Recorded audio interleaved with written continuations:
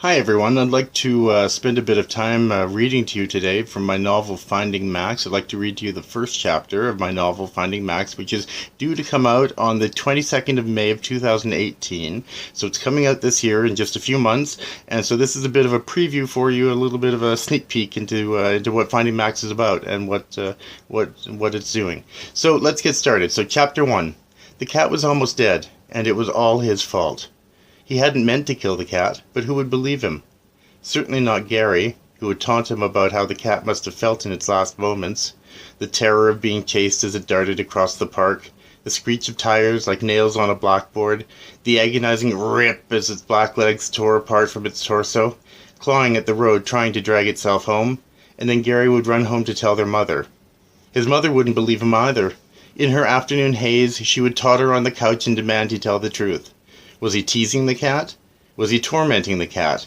Why did he chase it into traffic? Then he'd get a beating and then bed. He sat now on the cement curb. The cat was no longer screeching loud snarls, but rather lapsing into small, soft cries. He tried not to look at the cat's abdomen and the gore smeared across the pavement where its legs should have been, but his eyes kept traveling there, curious and clinical. The cat's blood was bright red in the afternoon sun and left a brilliant crimson streak where the tire had scraped the cat along the road, and now a pool was creeping all around the dying animal. Maximilian held his knees to his chest, wrapping his arms around them and pulling them tight. He was trying to keep it together, but he felt that he might not be able to for very long. He felt as though he shared something with this dying cat, some kind of connection, like a secret they both held on to, told in hushed tones under the bedsheet.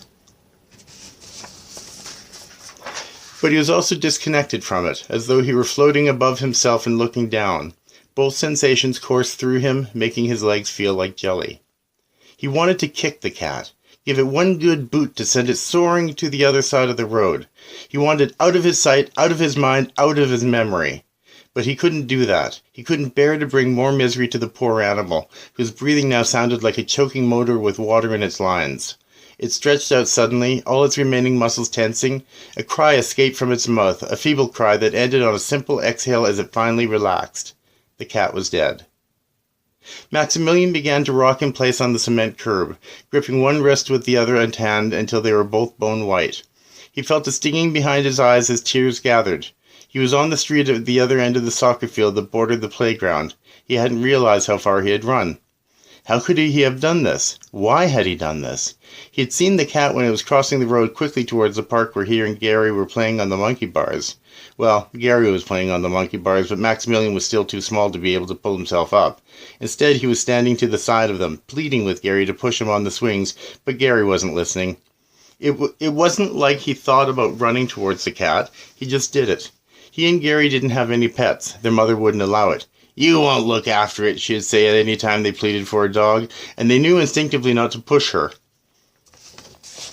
It wasn't safe. Her moods were mercurial, brooding, and dark, and her wooden spoon came out far too quickly. "Just how much trouble do you think you'll be in?" It was almost as though he had heard the voice inside his head out loud. But he ran nevertheless, leaving Gary behind on the monkey bars. Gary didn't even notice that Maximilian was gone. The cat had reached the playground side of the road by the time it saw Maximilian running towards it. It stopped suddenly as if sensing danger, something hurtling towards it across the dry brown grass. Then, as suddenly as it had stopped, it turned and ran back the way it came, towards the alley it had crept from, the alley that offered shelter, hiding places, and the stink of days-old garbage bags piled up against the brick walls. "Hey, I won't hurt you," Maximilian called after the cat. But the cat didn't seem to care what he said. "I won't hurt you, promise," he said, and it was true. All he wanted to do was sit and stroke the cat in the late August sunshine, watch it roll over on its back like Mrs. Crabtree's cat next door. He put on a burst of speed and ran as fast as his little legs could carry him. Still the cat ran.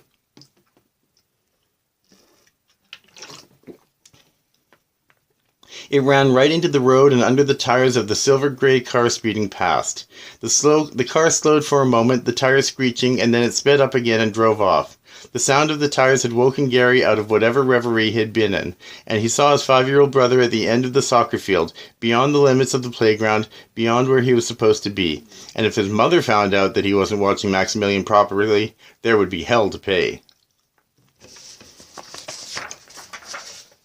"Hey, Maximilian, get over here. You know you're supposed to stick by me. You can't leave the playground. Wait till I tell Mom," Gary said. He let go of the monkey bars and plopped to the ground, landing but hurting his feet more than he expected.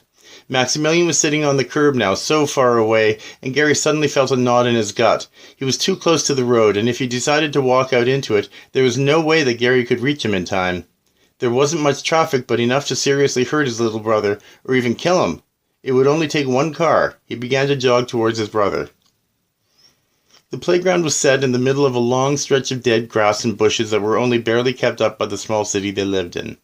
A soccer field dotted with potato chip packages and candy bar wrappers and other assorted litter flanked the playground on one end. A tall chain-link fence separated the two. On the other side of the playground was a baseball diamond, also separated by a chain-link fence.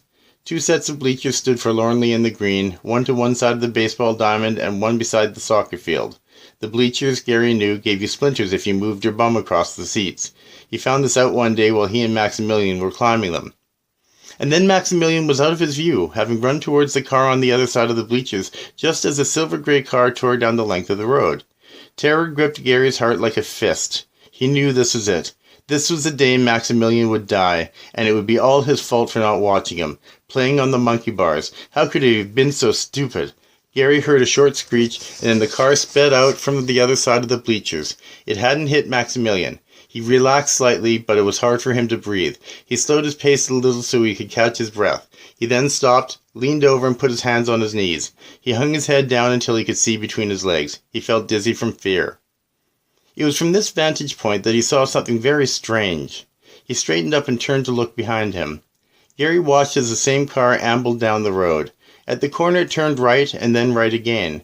It was driving very slowly now, approaching the place where Gary had last seen Maximilian, but it disappeared behind the bleachers and didn't emerge.